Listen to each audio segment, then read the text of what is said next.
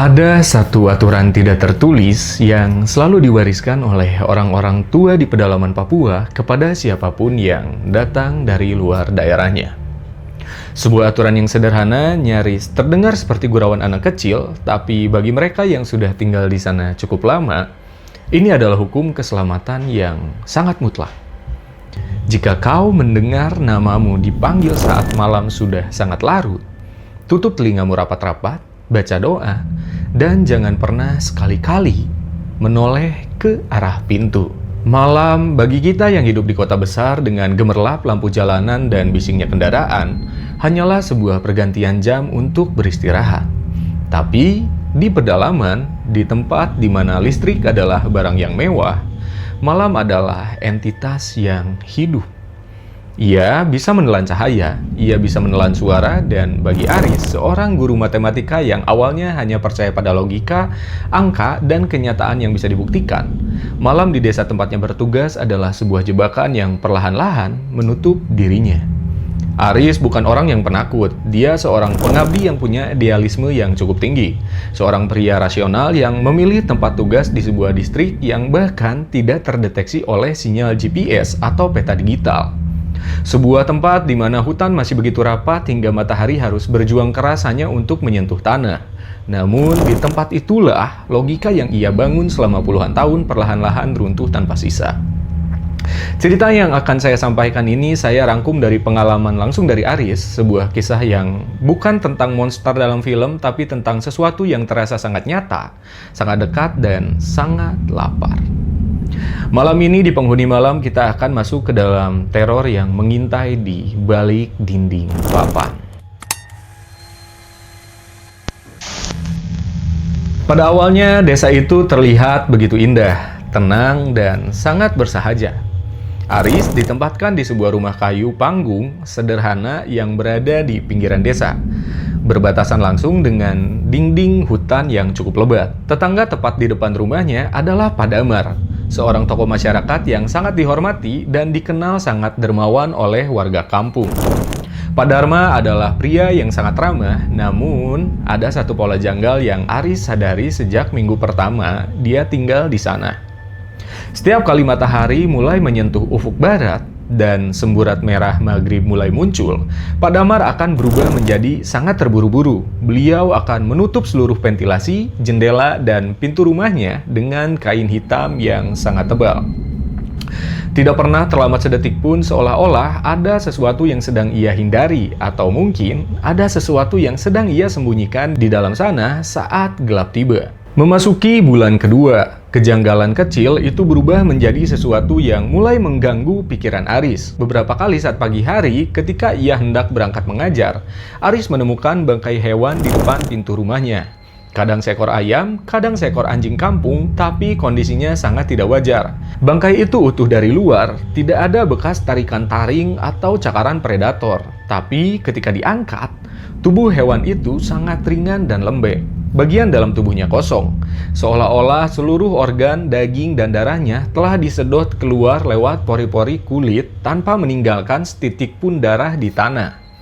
Namun gila, ketika Aris mencoba menunjukkan bangkai ini kepada kepala suku dan warga setempat, reaksi mereka bukannya kasihan, tapi malah berubah menjadi marah dan penuh intimidasi.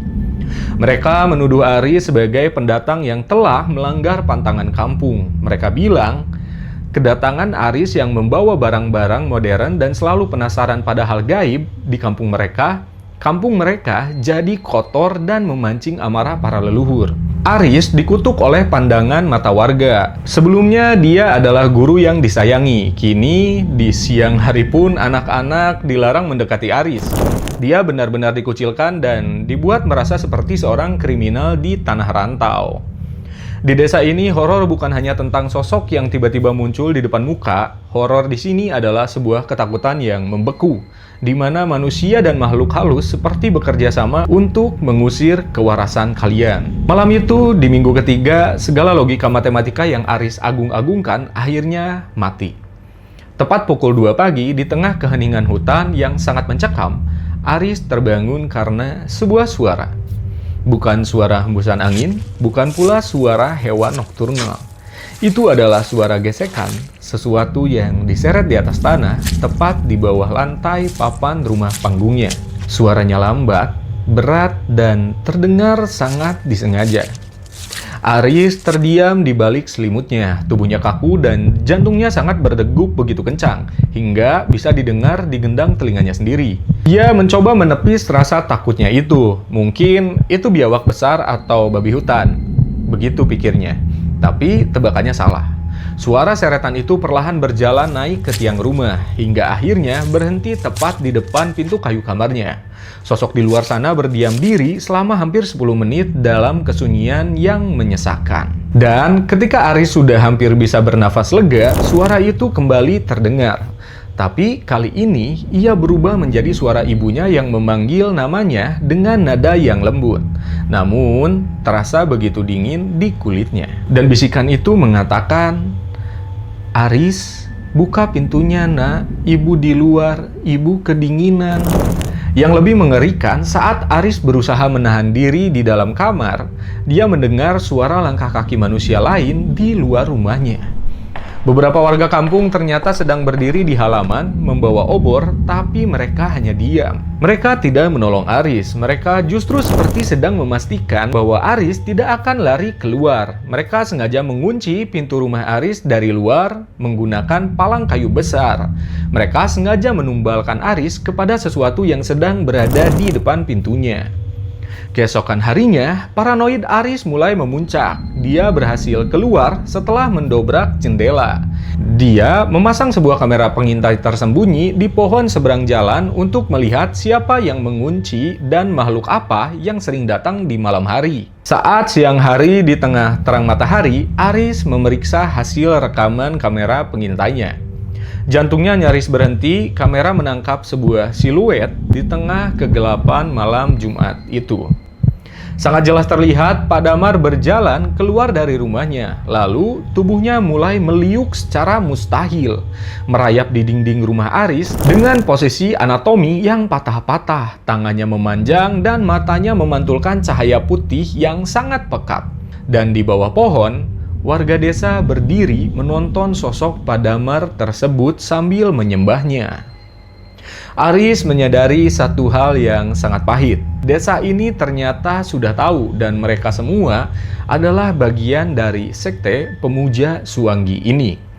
Dia sedang dipancing, dikungkung, dan dijadikan makanan selanjutnya. Memasuki minggu keempat, kondisi fisik Aris drop drastis. Tubuhnya menjadi sangat kurus, matanya cekung, hitam karena tidak bisa tidur, dan dia terus-terusan diserang demam tinggi setiap kali malam tiba.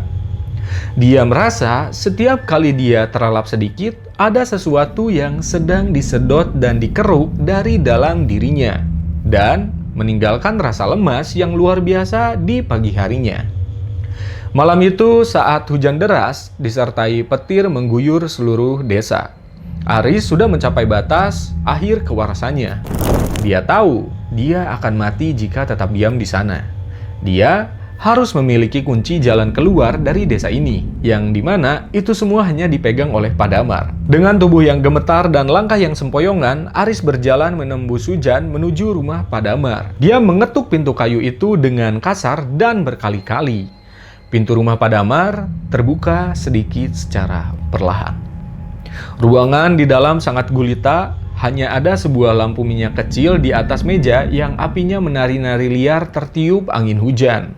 Pak Damar berdiri di balik pintu. Wajahnya pucat seperti mayat dan matanya sama sekali tidak berani menatap langsung ke arah Aris. Dan di saat itulah, ketika cahaya kilat petir menyalakan langit sekejap, Aris melihat ke arah sudut ruangan yang gelap di belakang bahu Pak Damar. Di sana berdiri sesosok bayangan.